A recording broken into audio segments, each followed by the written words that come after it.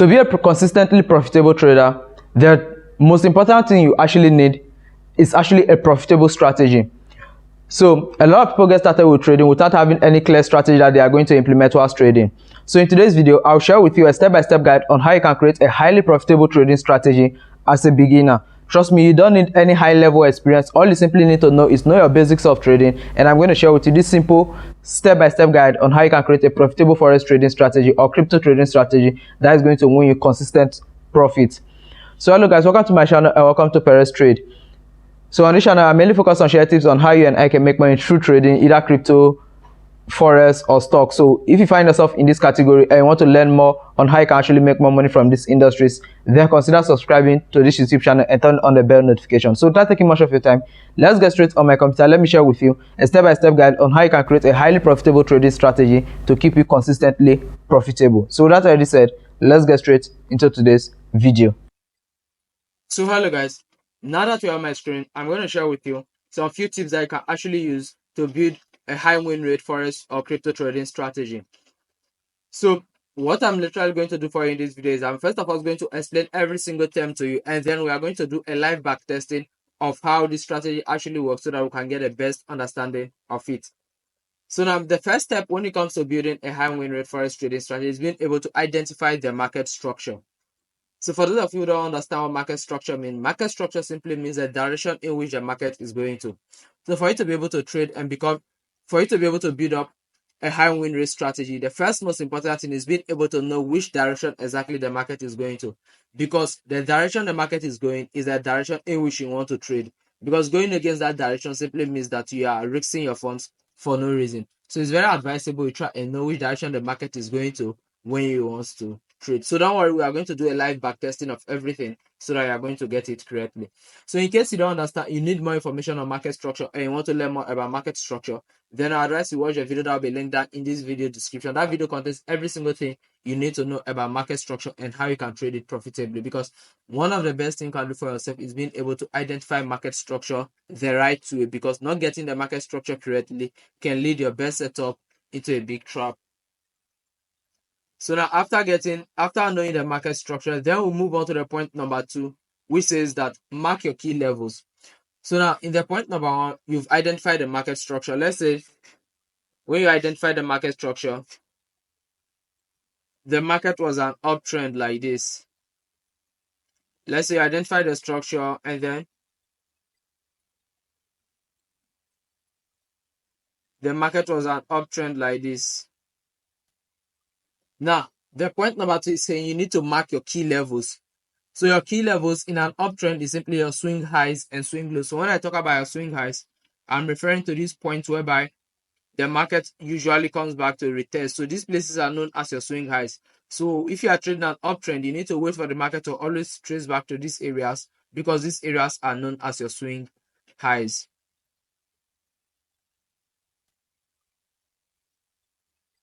So now in a downtrend is simply the opposite of what we are seeing. In a downtrend, what you mark is simply your swing lows, because in a downtrend the market moves in this manner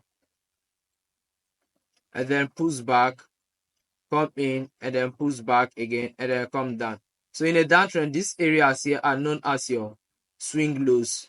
The lower highs the market is creating and the lower lows are simply what you term as your swing low. So in a downtrend, that is simply what you mark. And then the final one is simply a ranging market. In a ranging market, you try a market support and resistance level. Don't worry, you are going to get a better understanding of everything later on.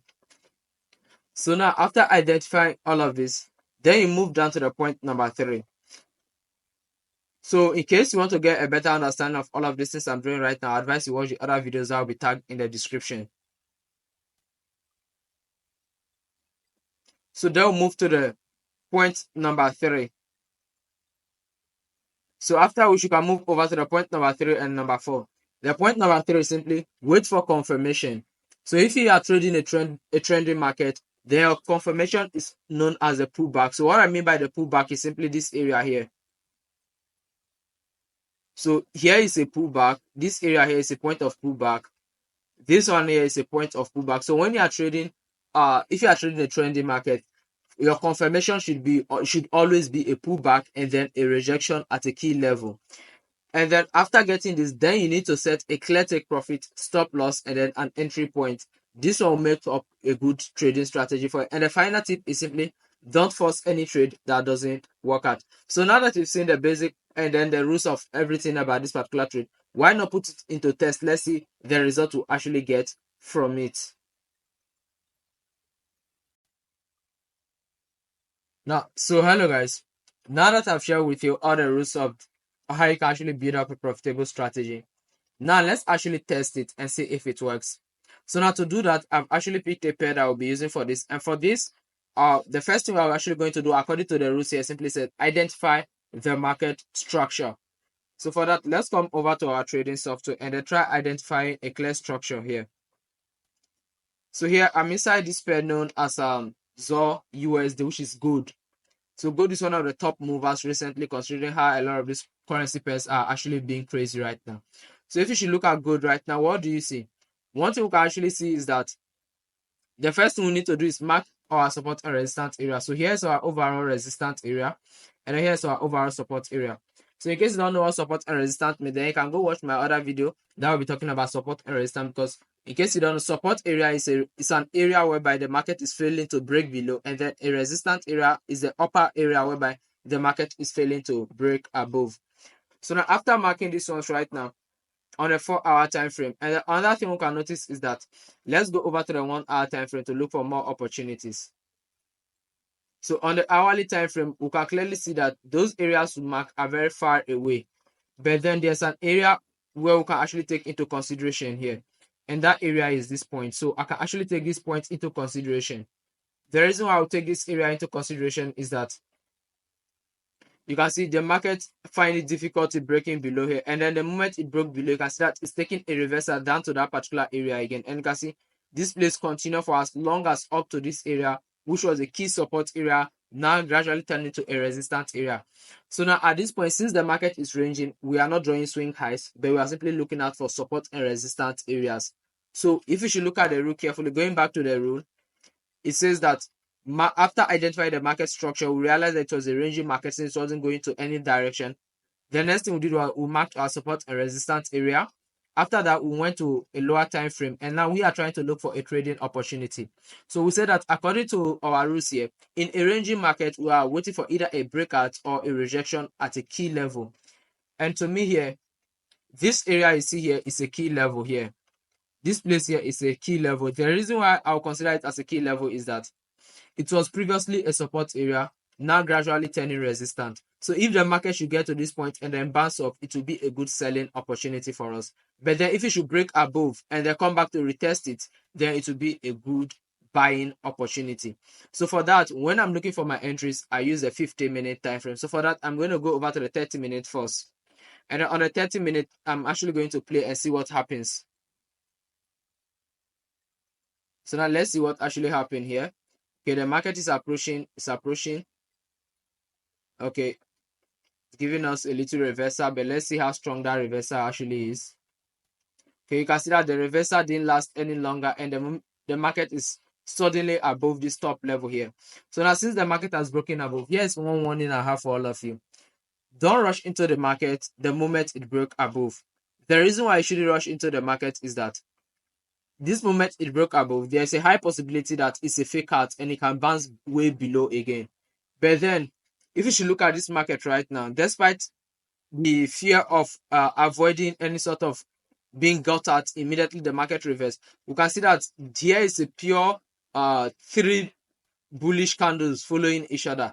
Despite these three bullish candles following each other, I'm still not going to place an order in this market. It can still be a fake out. So until I'm going to place any sort of order in this market, I want this market to actually go, come back and retest, and then break out of this area here, come back and retest, and then break above this line that I just drew here. So I'm going to give this line a different color, a yellow color. Okay, let me give it a green color so our entering figure. So until the market goes above and then come down here and then break out of this area, we are not going to place any sort of order. So for that, let's go over to the 15-minute time. Now let's see what the market actually does, if it will break above or not. Okay. Okay. So now let's see what happens.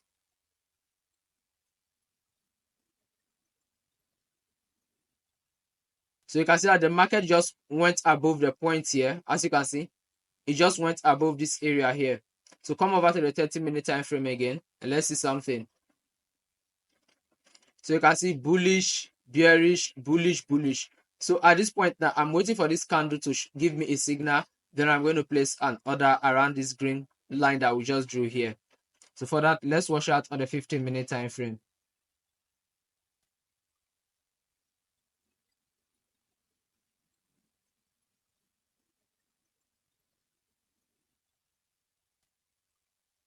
Okay. Okay, so this is a good time to actually enter the market. Consider the pullback has happened and then the market failed to retest here. So at this point, I'm actually going to enter the market since it's still above this area. So I'm just going to enter for a buy opportunity at this point here. So I'm going to keep my stop loss inside here. The reason I'm keeping it inside is to avoid being stopped at in case of any form of reversal. And I'm going to aim for a smooth 1:2. So this is simply it. So now I'm going to explain something for you over here. So now let's go over here. So the first thing we did was that we identified the market structure that it was a ranging market. Secondly, we marked our key levels, and since it was a ranging market, we marked our support and resistance area. After marking our support and resistance area, we went down to a lower time frame to look for confirmation. So during the process of looking for confirmation, we saw a minor area that was previously a support area, now gradually turning resistance area. But then at that very point where it was turning a resistance area, the market reversal eventually break out of it. So it's probably a breakout now. So when the breakout occur, which is a key thing here in ranging market, wait for breakout or rejection. So we didn't get any sort of rejection, but it broke out. After breaking out, we wait for the market to patiently trace back into the area again. And then the moment it traced back, we actually saw a rejection and then we got into the market. So now the rejection here is that you can see these are weak bullish candles, bearish candles for me to say. You can see that all these bearish candles are very weak. And then you can see that the bullish are still pushing the market. And then the market came back for a retest. Despite coming back for this retest, it didn't print any sort of high momentum that is going to retest this particular previous area here. So this gave us a good opportunity that we are going to place a buy order in this market since it's going back to the upside again. And then after that, it's time for us to actually set our take profit and stop loss, which is actually the next point to say look for clear entry, take profit and stop loss. So now over here now we can see that here is a clear point to enter the market. The reason why here is a clear point to enter the market is that number one, we are far from the key resistance area. You can see this is the key resistance area at this top here, meaning we are very far from it. This to show that there's a good chance that the market will go upward, but we don't know if it's actually going to hit that level. But for security reasons, we are not going to aim for that level. We are just looking for a 1:2 in the market. So a 1:2 won't be bad. So 1:2.1. And then the next thing was actually our stop loss. So the reason why I did not normally I could have put my stop loss outside here, but then I don't want to put my stop loss outside here because it will be too big. So for that reason, I'll be putting it inside here. So the reason I'm putting it inside here is that in case the market should even come back for a reversal, I'm not sure the market will come back this way again. But if it eventually come up to this way, then it should get us out of the market immediately to reduce our losses. But then in case it fails to get here and then it comes back and actually hit here and then bounce up to the upside, then we'll be really happy that it didn't get to our stop loss. So for that reason, when placing your stop loss, here is it. Don't place your stop loss at the exact zone here. So keeping my stop loss here is very risky. But putting it inside this rectangle is a bit safer as compared to keeping it outside of it. So after that, now let's actually play this market and see how it goes. So now let me just drag it down and then let's play it and see how it goes. So for that, I'm going to fasten it a little bit. Now let's play it and see how it goes. So you can see eventually the market stop us out immediately. You can see that the market stop us out. So now what is the mistake we did here? So the mistake we did here is that we did not wait for the market to actually come back to retest this area here. That's where don't force trade actually came in. Our initial plan was that we want the market to break out, come back for a retest before we place an order. But since we didn't do that, you can see that the market came back, pulled into our rectangle, and then got us out of the market. But then at this point whereby it got us out of the market, that is when it actually prints its key area here. So that's where it printed the key rejection pattern here, which is this whether hanging man or morning star candlestick here. This is the point whereby it's actually printing. So at this point, this is a good buy in the market. So the reason why I use the bar replay and then use this opportunity to show you is that when you are using this strategy to be optimally safe in the market, one thing you should do is that always wait for the market to always come back to its previous key level, which is the previous area it broke out from, before you should enter the market. Because if we would have if we didn't get into this market here, we would have made this loss. But if we patiently waited for the market to actually come back to retest and then reject like what it's doing now, then we would have been in profit instead of in loss. So this one thing you should learn whilst trading this strategy. Simply don't force trade. Always wait for that particular retest to come, because that retest will always come. In most cases, it will always come. So until it comes, don't rush into the market. So now at this point now, we can be looking for an opportunity to enter, because the market has come back to retest and has given us a buy signal. So from here now, we can say we want to buy from here. So now let's just bring our ratio back to here, which is our 1:2 back to here. Now let's play it and see what actually happens. Now that the market has come to retest the main key level, let's see what actually happens here. So, so so now that you see that the trade actually came back to retest and then bounce off immediately, what do you notice?